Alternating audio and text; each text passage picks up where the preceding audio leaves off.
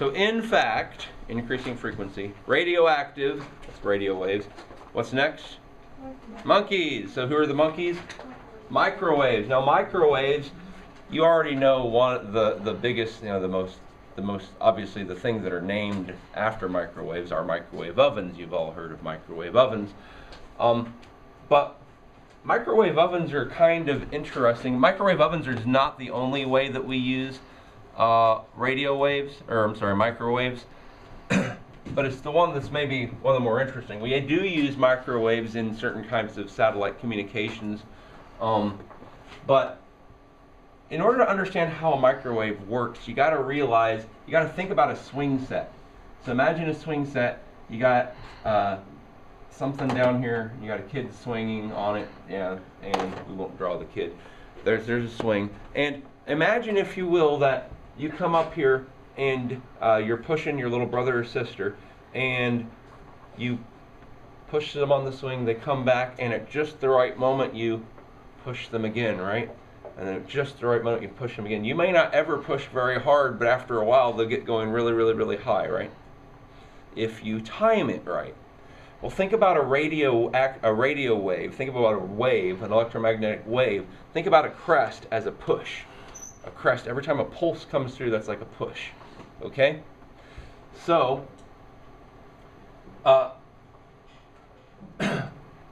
so imagine, if you will, that you push it. We talk about how to push the swing correctly. What if you pushed it incorrectly? What if you pushed it the wrong times? What if you did it with your eyes closed and you just did it like this? I might get hit in the face. How high would the swing end up going?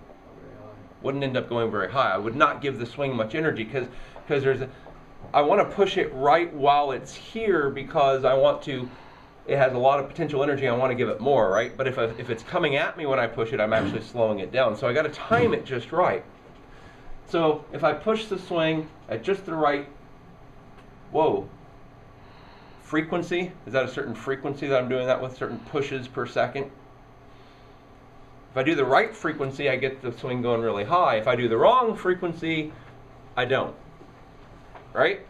So here's what I want you to understand. Microwaves have a frequency, and different molecules that it interacts with, it will push. Those crests will push that. And if the molecule is just the right shape, just the right length, just the right size, the microwave will get it spinning really, really, really, really fast. But if it's not, it won't do anything to it. This idea of hitting it just at the right time is called resonance. So what happens is microwave ovens resonate with one particular very important molecules. Microwave ovens send out microwaves. They resonate with one particular molecule.